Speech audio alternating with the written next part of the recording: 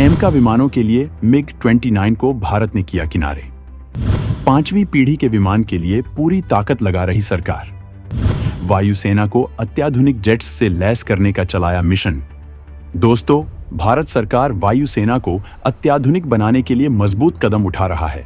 फिलहाल वायुसेना के बेड़े में तय स्क्वाड्रन से कम विमान मौजूद हैं, जिन्हें पूरा करने पर सरकार जोर दे रही है, जिससे किसी भी चुनौती से निपटा जा सके। इसी बीच भारतीय वायुसेना ने MiG-29 के कुछ विमानों को खरीदने का मन बनाया था, जिन्हें अपग्रेड करके ताकतवर बनाना था। लेकिन सरकार इस वक्त वायुसेना को अत्याधुनिक विमान बनाने के लिए स्वदेशी ताकत पर जोर दे रही है। इसी वजह से वो नए विमानों का आयात नहीं कर रही है, बल्कि स्वदेशी विमानों के निर्माण में आ रही दिक्कतों को निपटाने में लगी है। इसी वजह से सरकार ने पुराने हो चुके विमानों को किसी भी सूरत में आयात नहीं करना चाहती है। जबकि पहले 21 MiG-29 को खरीदने का मन वायुसेना ने बनाया था, लेकिन अब सरकार ने इन्हें खरीदने की जगह तेजस विमानों के प्रोडक्शन में तेजी लाने और जल्द से जल्द एमका विमानों को तैयार करने के लिए मजबूत इंफ्रास्ट्रक्चर बना रही है। MiG-29 विमानों को खरीदने के फैसले को छोड़ने के पीछे तमाम तकनीकी वजहों और एमका विमानों के लिए उठाए जा रहे मजबूत कदमों के बारे में जानने के लिए वीडियो को पूरा देखिए। और आगे बढ़ने से पहले भारतीय वायुसेना के समर्थन में वीडियो को लाइक जरूर करें। वायुसेना ने MiG-29 के नए बेड़े के लिए किया था रूस का दौरा। तमाम एनालिसिस के बाद इन विमानों को खरीदने का बदला फैसला। अब पूरा फोकस केवल स्वदेशी तेजस और एमका विमानों के निर्माण पर। भारत को 5वीं पीढ़ी के ताकतवर विमानों की इस वक्त बहुत ज्यादा जरूरत है। इस जरूरत को पूरा करने में भारत सरकार को पहली बार में पानी की तरह पैसा खर्च करना पड़ रहा है, क्योंकि इसके लिए अभी तक मजबूत इंफ्रास्ट्रक्चर हमारे पास नहीं था।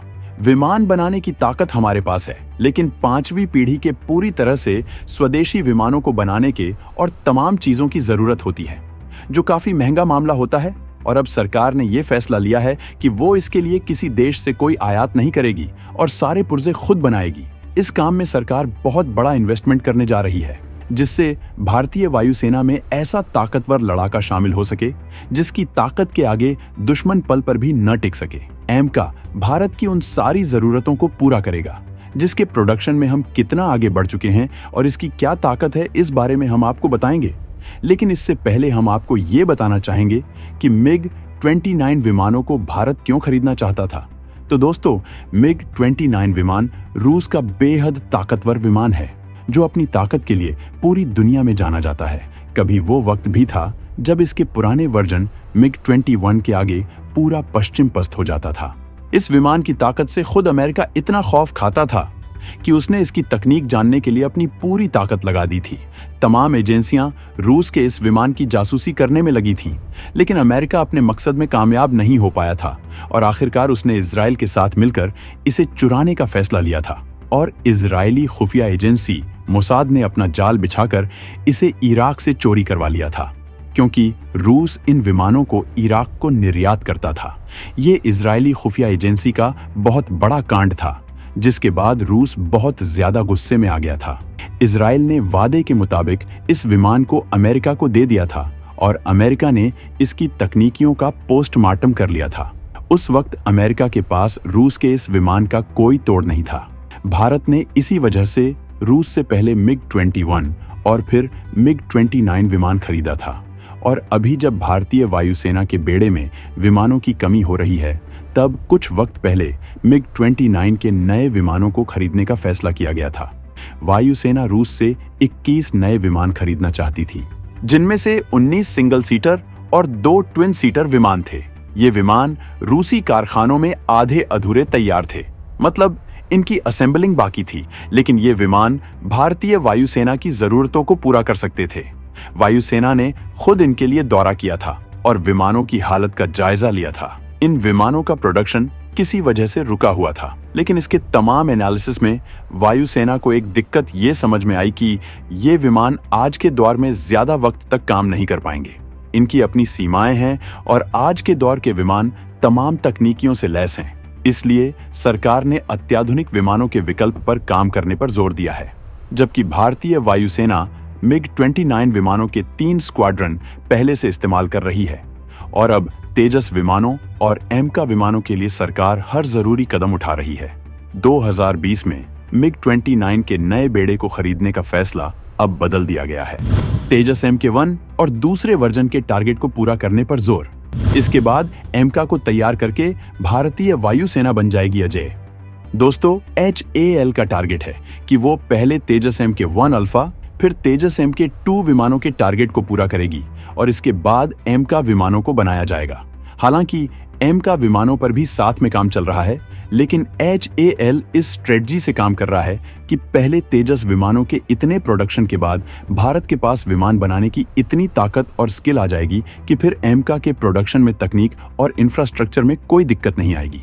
अभी तेजस MK-2 के लिए F414 इंजन की डील पूरी तरह से फाइनल भी नहीं हुई है, लेकिन सरकार ने इसकी फैक्ट्री के लिए पहले ही जमीन सिलेक्ट कर ली है और पर्यावरण और पोल्यूशन के लिए NOC ले रही है, जिससे जल्द से जल्द इसे तैयार किया जा सके और भारत के अंदर इंजन का निर्माण हो सके। ये अमेरिका के साथ भारत का ज्वाइंट वेंचर है। जनरल इलेक्ट्रिक से इन इंजन के लिए सौदा हो चुका है, बस समझौते पर साइन होना बाकी है, जो PM मोदी की आगामी अमेरिका यात्रा पर किए जाएंगे। जबकि तेजस MK-1 अल्फा विमानों के लिए F404 इंजन के लिए सौदा किया गया था।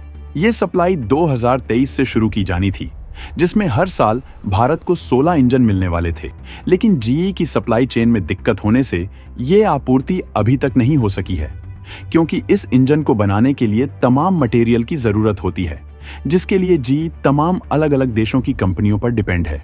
वहीं भारत को अपनी वायुसेना की स्क्वाड्रन क्षमता को बढ़ाने के लिए नए विमानों की सख्त जरूरत है। इसी वजह से भारतीय वायुसेना ने नए 97 तेजस MK-1 अल्फा विमानों का ऑर्डर दे दिया है। वहीं HAL इनकी आपूर्ति वक्त पर कैसे करे, इसके लिए तमाम सार्वजनिक क्षेत्र की कंपनियों की हाई लेवल मीटिंग बुलाई गई और जनरल इलेक्ट्रिक पर दबाव बनाया गया और नए ऑर्डर को पूरा करने के लिए पुराने समझौते में विस्तार किया गया है और अब GE हर साल 16 की जगह 24 इंजन सप्लाई करेगी। वहीं इस साल वो किसी भी हालत में 8 इंजन की सप्लाई करेगी। इतना ही नहीं, HAL विमानों की वक्त पर आपूर्ति के लिए नए प्रोडक्शन यूनिट भी तैयार कर रही है। अभी तक विमानों के निर्माण के लिए बेंगलुरु में केवल 2 प्रोडक्शन लाइन काम कर रही थी, जो हर साल 16 विमान बनाने की क्षमता रखती है, जबकि नई लाइन नासिक में तैयार हो रही है, जो इस साल के बाद प्रोडक्शन शुरू कर देगी और HAL हर साल 24 नए विमान वायुसेना को सौंपेगी। इस तरह से हर साल भारतीय वायुसेना के स्क्वाड्रन में इजाफा होगा और जल्द ही 42 स्क्वाड्रन की ताकत वायुसेना को मिल जाएगी। वायुसेना के 97 नए विमानों के मिले ऑर्डर को देखते हुए HAL अपनी प्रोडक्शन क्षमता में इजाफा कर रहा है, जबकि वायुसेना के कदम यहीं रुकने वाले नहीं हैं, बल्कि तेजस विमानों का अब तक का सबसे घातक वर्जन तेजस MK-2 का पहला प्रोटोटाइप भी जल्द ही टेस्ट किया जाने वाला है। इसमें अमेरिकी कंपनी के F414 इंजन का इस्तेमाल किया जाएगा, जबकि एमका विमानों में स्वदेशी इंजन का इस्तेमाल करने की योजना है। ये विमान भारत का गेम चेंजर साबित होने वाला है, क्योंकि इसकी ताकत के आगे दुनिया का कोई विमान पल भर भी नहीं टिक पाएगा। इसकी स्पीड 2633 किलोमीटर प्रति घंटा होगी, जबकि दुनिया के सबसे ताकतवर लड़ाकू विमान माने जाने वाले F-35 की स्पीड 2000 किलोमीटर प्रति घंटा ही है। MCA रेंज में भी अमेरिकी F-35 से काफी ज्यादा है। भारतीय लड़ाकू विमान की रेंज 3240 किलोमीटर होगी, जबकि अमेरिकी फाइटर जेट की रेंज 2800 किलोमीटर है। इसकी कॉम्बैट रेंज 1620 किलोमीटर होगी, जबकि F-35 की कॉम्बैट रेंज 1239 किलोमीटर है। भारतीय लड़ाकू विमान 57.9 फीट लंबा होगा, जबकि F-35 छोटा है, यह सिर्फ 51.4 फीट लंबा है। AMCA का विंग स्पैन 36.6 फीट का होगा, जबकि F-35 का 35 फीट ही है। AMCA की ऊंचाई 14.9 फीट होगी, जबकि F-35 की 14.4 फीट है। AMCA विमान 65,000 फीट की ऊंचाई तक जा सकेगा।